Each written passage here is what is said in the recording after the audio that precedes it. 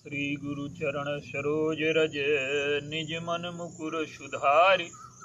वर्णहु रघुबर बिमल जस जो दायक फल चार। बोलिए सियावर रामचंद्र की जय। सिय राम मैं सब जग जानी, करऊं प्रणाम जोर जुग पानी। आइए, भगवान राम का जो संघर्ष है रावण से,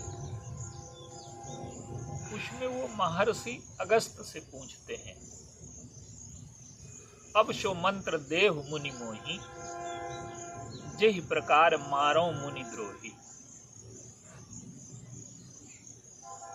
देखिए, संसार में युद्ध एक ऐसी बुराई है कि वो तब तक नहीं मिट सकती जब तक अन्याय और अत्याचार विद्यमान है। तो भगवान राम रावण के विरुद्ध जो संघर्ष है वो बड़ा पवित्र संघर्ष है। उसमें राग द्वेष नहीं है। वो किसी देश के खिलाफ युद्ध नहीं है, किसी व्यक्ति के विरुद्ध नहीं है, किसी जाति के विरुद्ध नहीं है।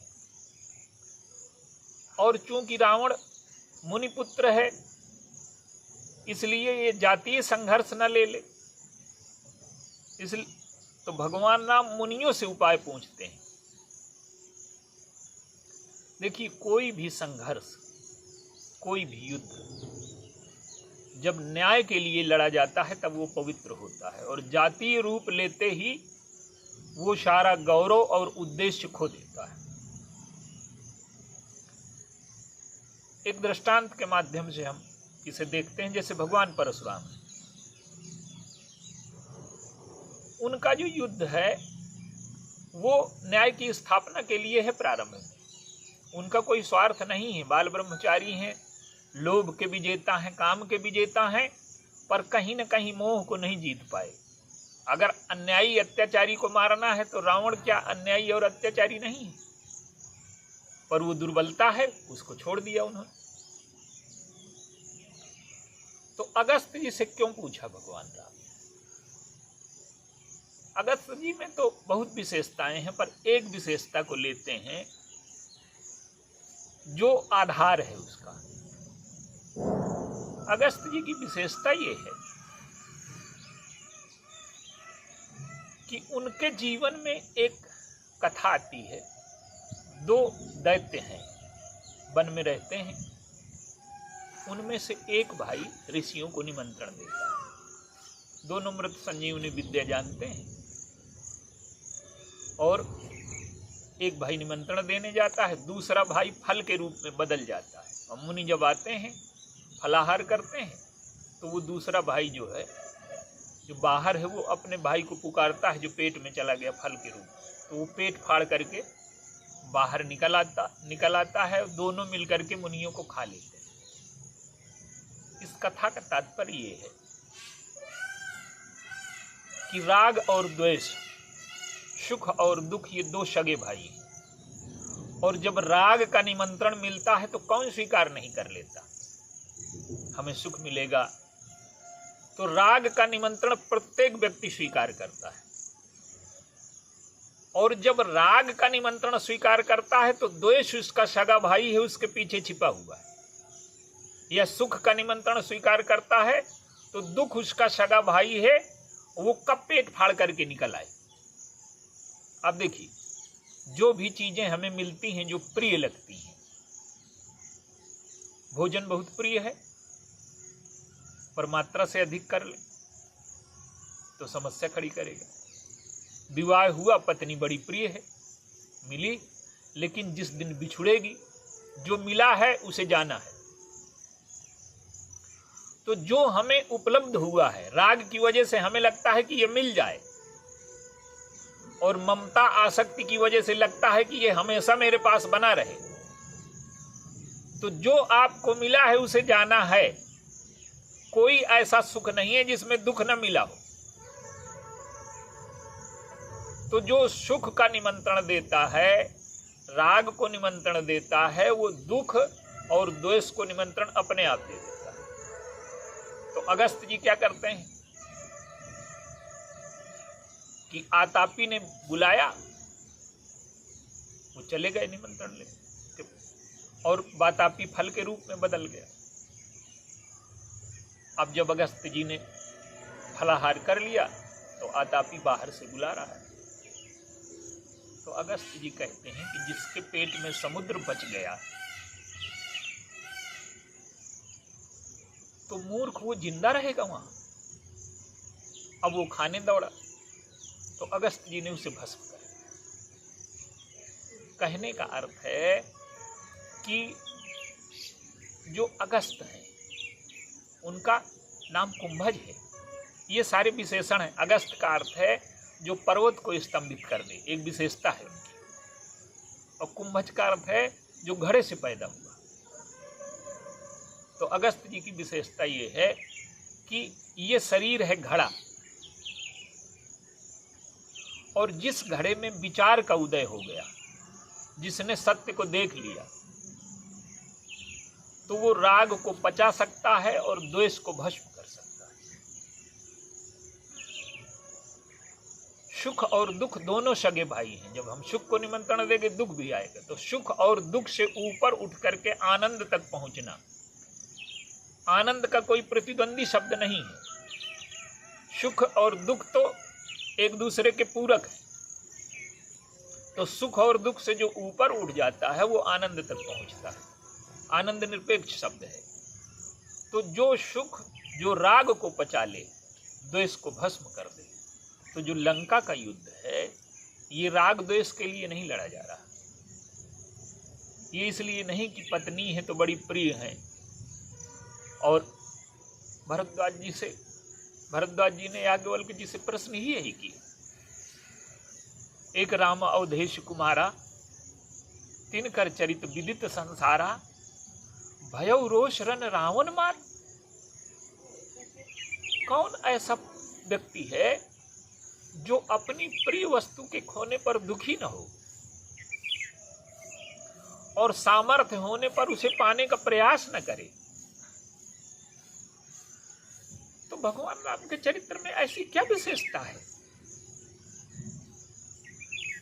विशेषता यही है कि वो राग द्वेष से रहित वो युद्ध है। वो किसी देश के विरुद्ध युद्ध नहीं है। जब देश और देश युद्ध करते हैं तो वो राग द्वेष से प्रेरित होता है, उसमें न्याय अन्याय होता ही नहीं। ये देश कहता है कि उसने अन्याय किया, वो देश कहता है उसने अन्याय किया। जब जाति और जाति एक दूसरे के विरुद्ध लड़ती हैं तो वो राग द्वेष से प्रेरित होता है, उसमें न्याय अन्याय समाप्त हो जाता है। तो देशों का युद्ध, जातियों का युद्ध, व्यक्तियों का युद्ध, ये युद्ध जो है ये सब राग द्वेष से प्रेरित होते हैं, मोह से प्रेरित होते हैं। और भगवान राम जो लंका का संघर्ष है उसको राग द्वेष से नहीं, विवेक से। यही बात गीता में। अर्जुन युद्ध कर रहा है पर अर्जुन को पहले विवेक देते हैं। तू अपने अपमान के लिए नहीं लड़ रहा, द्रौपदी के अपमान के लिए नहीं लड़ रहा, द्वेष से नहीं लड़ेगा। द्वेष से अगर युद्ध लड़ा जाएगा तो वो दूषित हो जाएगा, न्याय अन्याय रहेगा ही नहीं। और भगवान राम को रावण से द्वेष नहीं है, वो उसे बचाने का प्रयास करते हैं। अंगद को भेजा भी उन्होंने कि अगर सीता जी को लौटा दे तो वो राज्य करता रहे। माने अपनी विचारधारा जो अन्याय की है, जो दूसरे के उत्पीड़न की है, जो हिंसा की है, रावण की पराजय का अर्थ है वो विचारधारा जो दूसरे के सम्मान पर चोट करती है, दूसरे के अधिकारों का हनन करती है, दूसरों के शोषण के लिए तैयार है और अपने स्वार्थ के लिए कुछ भी करने को तैयार है। ये रावण की जो विचारधारा है, इसे पराजित करना है। तो महर्षि अगस्त से वो पूछते हैं, उसका तात्पर्य ये है कि वो स्वयं मुनि मंडली में सम्मिलित हो जाते हैं। वो राजा के रूप में युद्ध नहीं करते। प्रारंभ में भी आप देखिए, जब उन्होंने युद्ध शुरू किया तो वो दशरथ के पुत्रों के रूप में युद्ध नहीं लड़ा गया, वो विश्वामित्र के शिष्यों के रूप में युद्ध लड़ा गया। उसमें संख्या बल की प्रधानता नहीं, उसमें मनोबल की प्रधानता है। और वो किसी महत्वाकांक्षा की पूर्ति के लिए नहीं लड़ा गया, किसी लोभ की पूर्ति के लिए नहीं लड़ा गया। वो तो यज्ञ के संरक्षण के लिए लड़ा गया। तो जब तक युद्ध यज्ञ के संरक्षण के लिए न हो, राग द्वेष से ऊपर न उठे, तब तक वो युद्ध पवित्र नहीं हो सकता। युद्ध भी यज्ञ बन सकता है जब वो केवल अन्याय के विरुद्ध हो, किसी व्यक्ति के विरुद्ध न हो, किसी जाति के विरुद्ध न हो, किसी देश के विरुद्ध न हो। व्यक्ति में जो कमियां हैं, जैसे शल्य चिकित्सक है, शल्य चिकित्सक क्या करता है कि उसका संघर्ष रोग से है, रोगी से नहीं। अगर हाथ काटने लायक है, सड़ गया है, और उस सड़े हाथ की वजह से मृत्यु हो सकती है, तो वो हाथ भी काट देता है और हम उसे हाथ काटने के पैसे देते हैं, शल्य चिकित्सा के पैसे देते हैं। तो भगवान राम का जो युद्ध है सारे दोषों से रहित है। तो विश्वामित्र और अगस्त्य जी उस युद्ध के मूल में हैं। और अगस्त्य जी से इसलिए पूछा कि वो राग द्वेष से रहित हैं, वो विवेक के पर्याय हैं, और ये युद्ध राग द्वेष की पूर्ति के लिए नहीं है, कुछ पाने के लिए नहीं है। तो जब युद्ध जातीय रूप ले लेता है, देश का रूप ले लेता है, व्यक्ति का रूप ले लेता है, व्यक्ति से घृणा नहीं करना, उसके विकारों से लड़ाई है। उनका रावण नाम के व्यक्ति से कोई संघर्ष नहीं, उनका युद्ध है रावणत्व के विरुद्ध, जो दूसरों के उत्पीड़न में रस लेता है, जो दूसरों के स्वाभिमान को कुचलता है, जो दूसरों के आत्मसम्मान को ठेस पहुंचाता है, जो दूसरों का हक छीनता है। तो ये विचारधारा भगवान राम अगस्त्य जी से पूछते हैं, और अगस्त्य जी ने मंत्र दिया कि रावण का वध ऐसे होगा। मंत्र वो तो सर्वशक्तिमान है, पर उनका जो युद्ध है वो विषम युद्ध लड़ा गया।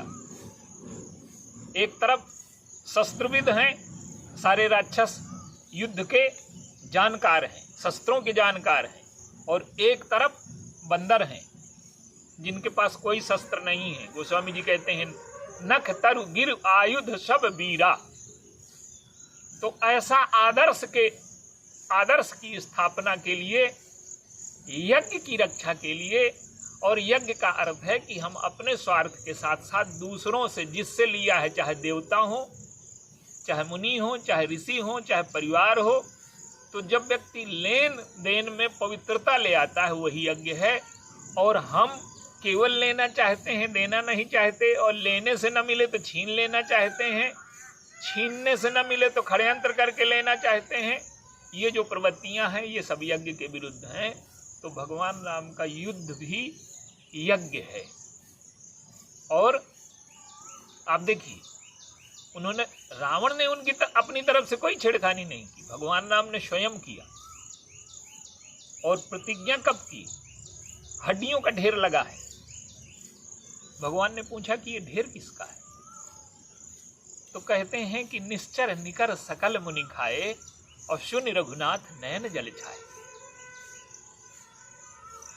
ये राक्षसों ने मुनियों को खा लिया है। क्या तात्पर्य है इसका? हमें भूख लगेगी तो हम कुछ भी खा लेंगे, मर्यादा को पार कर जाएंगे। तो जब हमारी भूख होती है, चाहे महत्वाकांक्षा की हो, चाहे लोभ की हो, वो जब सीमाएं पार कर जाती हैं तो हम में रावणत्व का जन्म होता है। और इसी को परास्त करने के लिए भगवान राम का युद्ध है। और अगस्त्य जी ने जो मंत्र दिया, प्रभु ने उस मंत्र को ग्रहण करके रावण पर विजय पाई, जो राग द्वेष से रहित युद्ध है, न्याय की स्थापना के लिए अन्याय के विरुद्ध, और देश, जाति और किसी व्यक्ति के विरुद्ध ये नहीं है युद्ध, ये आदर्श की रक्षा के लिए है। और भगवान राम ने युद्ध को भी यज्ञ बनाया। और मुनियों के सहयोग से ये जो यज्ञ है, मुनियों का सहयोग है और बंदरों का सहयोग है, ये युद्ध यज्ञ का रूप लेता है और यही जीवन का चरम आदर्श है। बोलिए सियावर।